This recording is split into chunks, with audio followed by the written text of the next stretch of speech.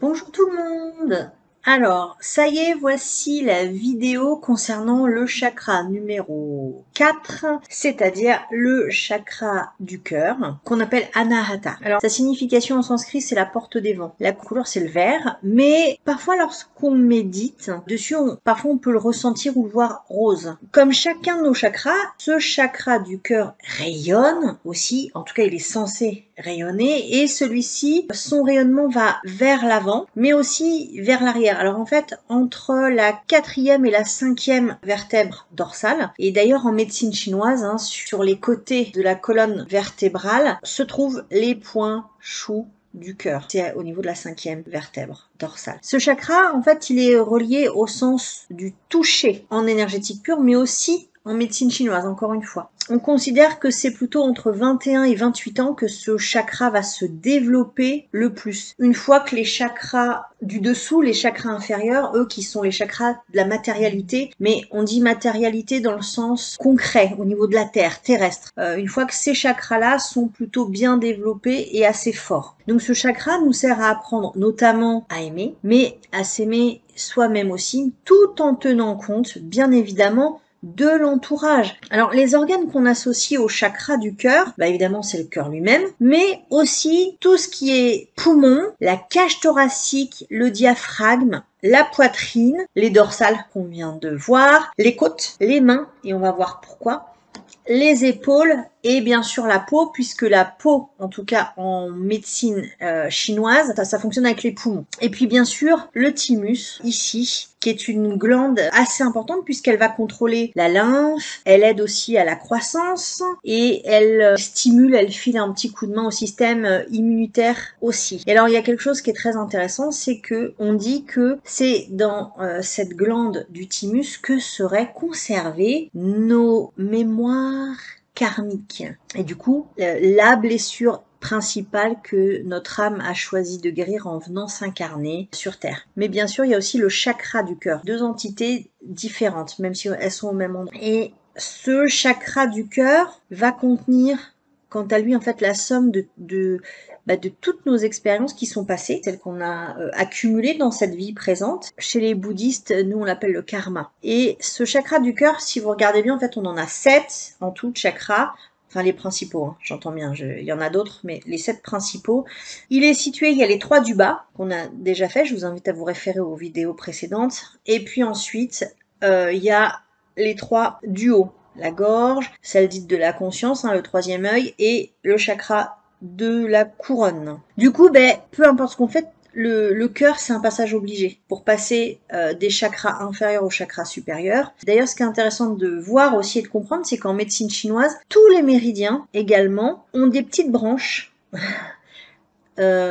subsidiaires qui vont de toute façon marquer un passage par le cœur. Et en fait, en énergétique, on explique que finalement, il peut pas y avoir de grande, en tout cas d'importante ouverture spirituelle sans cette ouverture du cœur. Et il faut bien comprendre qu'à chaque fois qu'on arrive à ouvrir un petit peu plus notre chakra du cœur, on contribue aussi à l'ouverture de celui de la planète, qui est primordial, et il y a un grand besoin, c'est pour ça que ça suscite aussi beaucoup, par ailleurs, de remous.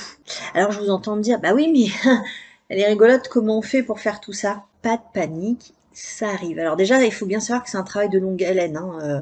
D'après moi, on y va pas à pas. Ça sert à rien de se fixer l'objectif qu'un jour on l'ouvre en totalité. Moi, je pars plutôt du principe d'y travailler le plus possible, mais chaque jour. On est dans la visée de peu à peu, pas à pas, j'ai confiance et j'ouvre. J'apprends à donner en fait à ce chakra du cœur de plus en plus d'ouverture, de plus en plus d'aisance. Déjà, je crois qu'en fait, contrairement à ce qui nous est enseigné de façon assez inconsciente dans cette société, c'est que nier ses émotions, ça joue contre nous.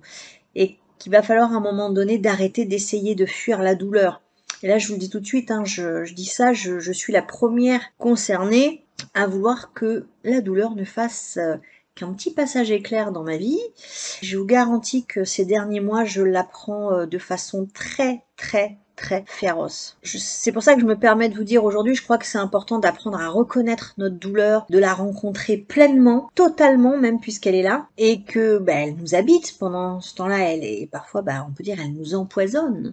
D'aller à sa rencontre de façon authentique, je crois que c'est la meilleure des solutions. Après, je vous confirme, hein, pour le vivre de près, c'est hyper déstabilisant, hyper désagréable. On peut même avoir l'impression, en tout cas moi ça a été mon expérience, que cette souffrance peut avoir raison de nous, quoi, que même de la vie. On va finir par se perdre, soit une partie, soit carrément tous nos repères. Mais je crois que plus on tente de fuir, plus cette souffrance, ces interrogations, ça s'accroche à nous. Et j'aime beaucoup prendre cette image en fait avec mes patients. Plus on va tenter de les laisser derrière la porte, en bloquant la porte, etc. Bon qu'est-ce qu'elle fait?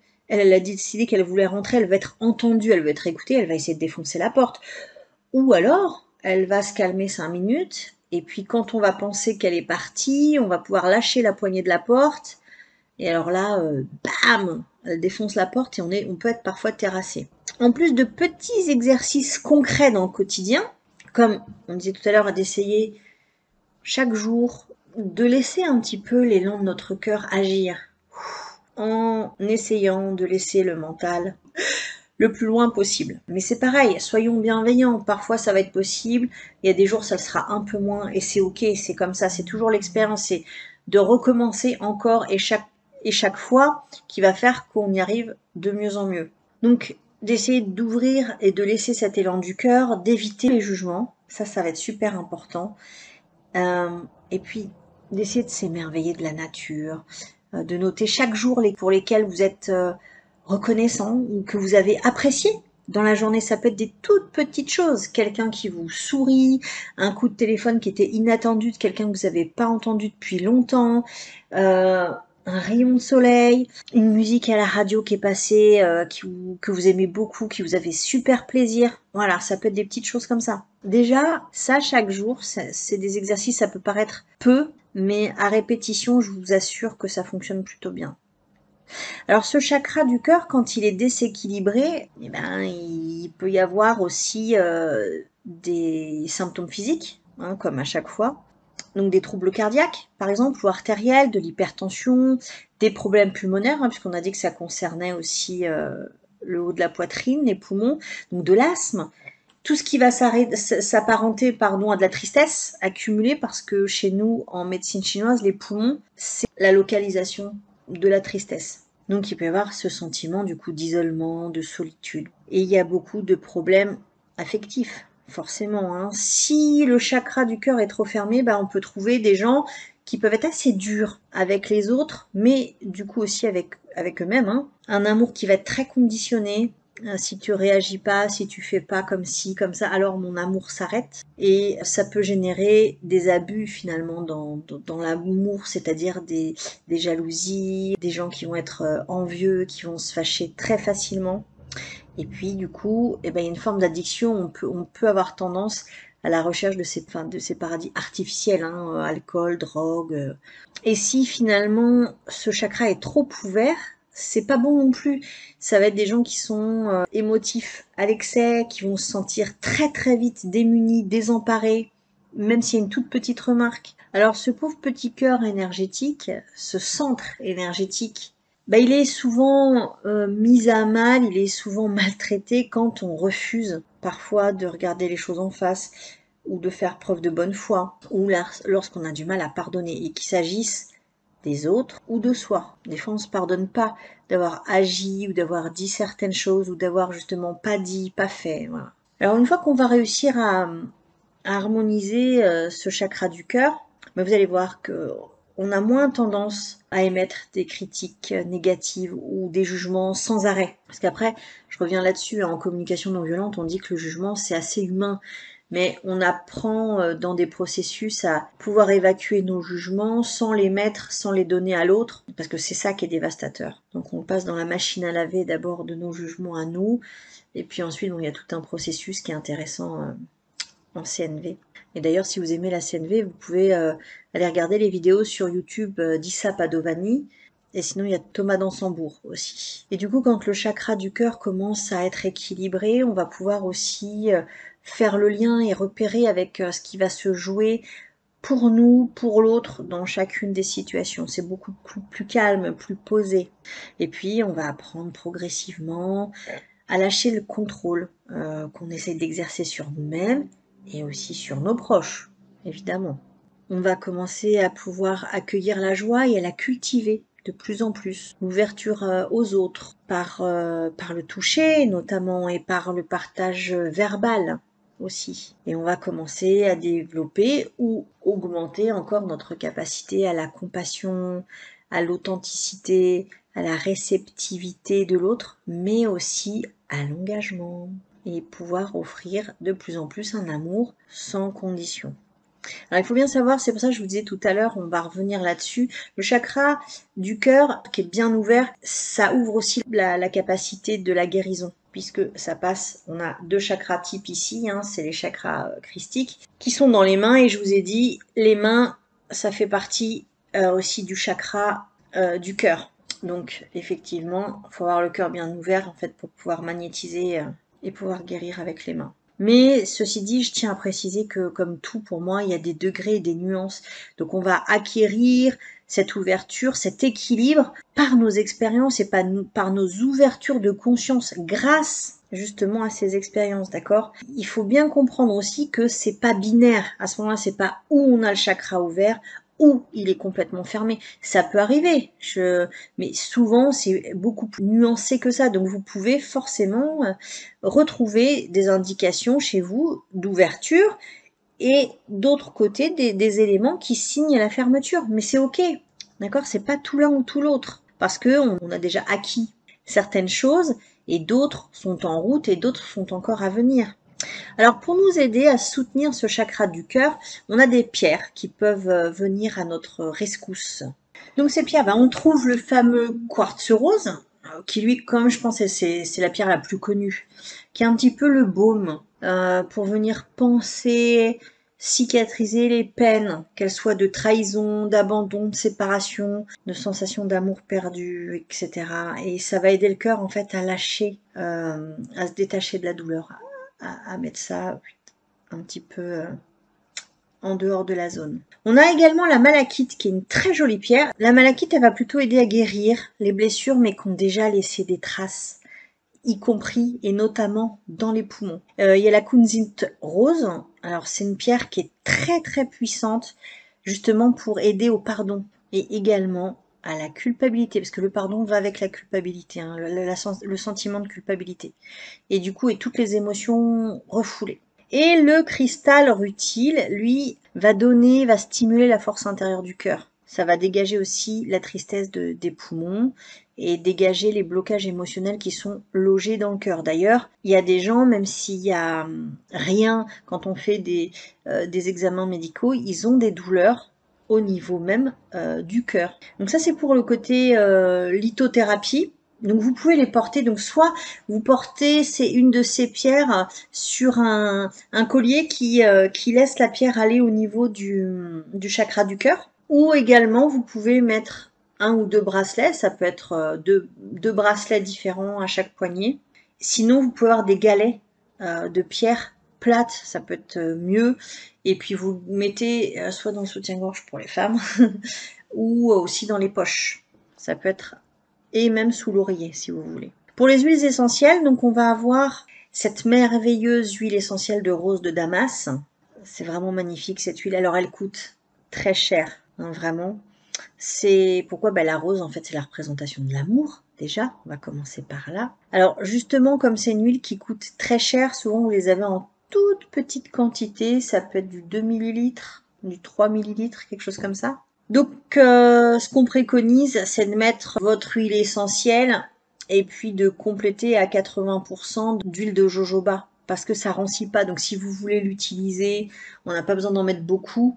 Et si vous l'utilisez sur plusieurs mois, comme ça ne tourne pas. Et cette huile de rose va nous aider à développer la compassion, l'empathie, nous aider à nous sentir dans l'unicité le plus possible, en tout cas dans l'amour inconditionnel. Mais on l'utilise aussi si, par exemple, vous avez des troubles respiratoires mais qui sont liés à un chagrin affectif. Si vous trouvez que vos attentes en amour sont bien trop importantes et que vous avez compris ça mais que vous savez pas comment changer, ça va vous aider à transmuter.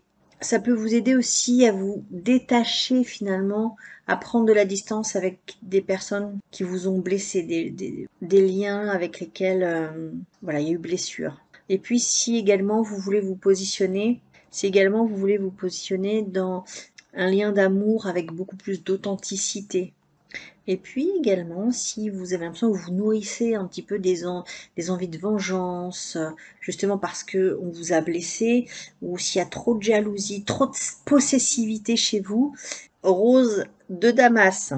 Alors il y a le géranium rosa aussi. Bon évidemment, je vais le redire à chaque fois, tout ce que je vous donne, comme c'est pour le chakra du cœur, mais qui inclut aussi le poumon, forcément c'est des huiles qui vont être assez bonnes pour la peau.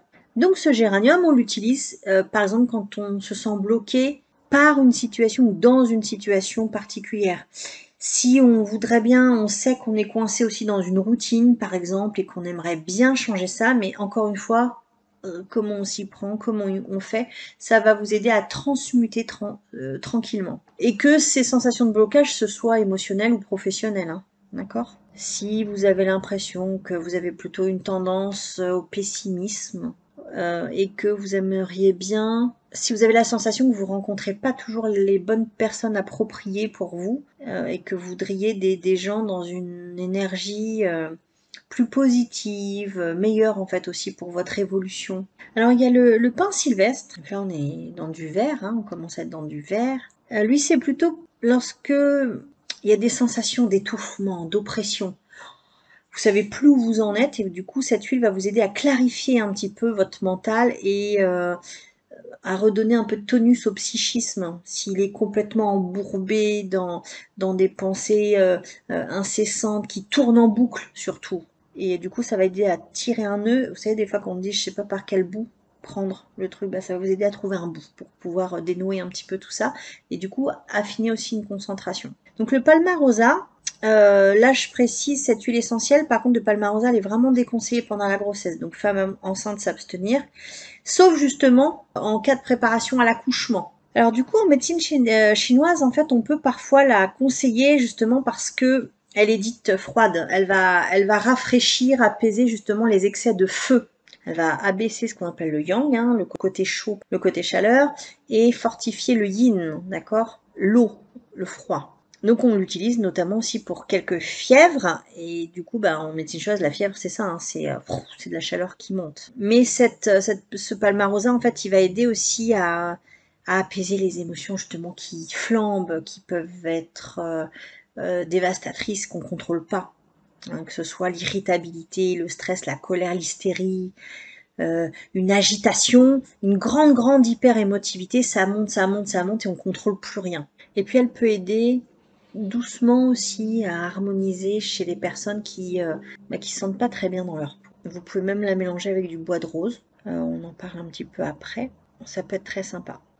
Alors la marjolaine à coquille, elle va plutôt nous aider à nous ancrer dans le moment présent, à prendre conscience aussi des peurs qui nous habitent inconsciemment, et puis regarder aussi avec objectivité nos parts d'ombre. C'est pas toujours simple ça, hein, surtout sans jugement. Et nous aider à tirer les leçons finalement du passé. Ça va nous permettre en conscience de l'ancrer dans ce présent-là pour qu'on puisse ensuite s'en servir et ne pas répéter les mêmes choses. Et puis elle vient aider aussi à se défaire un peu des projections et des interprétations qu'on peut faire des choses et aussi à se détacher un petit peu des expériences. Et notre bois de rose, ça aide à l'affirmation de soi. Comme toutes les autres, ça va quand même apaiser notre système psychique, notre nervosité. Ça va venir harmoniser nos pensées, éviter la cogitation. Et elle va travailler beaucoup dans le lien à l'autre, dans la créativité. Elle va nous aider. Si jamais on veut essayer de méditer, c'est une huile qui est intéressante aussi. Il y en a d'autres, hein, notamment celle qui va suivre avec le bain-joint, mais là, celle-ci, elle est vraiment intéressante parce qu'elle va relaxer en même temps. Elle va relaxer le corps, mais en même temps, il va y avoir un tonus psychique. C'est-à-dire qu'on va... C'est pas la cogitation, hein, le tonus psychique. Hein, c'est réfléchir efficacement, la vivacité d'esprit, etc. Je vous le dis en passant, elle est dite aphrodisiaque aussi. Du coup, ça va venir nous aider à trouver l'apaisement quand on traverse des moments assez difficiles. Et à noter, elle est très sympa pour les enfants qui peuvent vivre ou traverser une angoisse de séparation, avec lesquels il y a des réveils nocturnes, avec des pleurs, des chagrins, des cauchemars.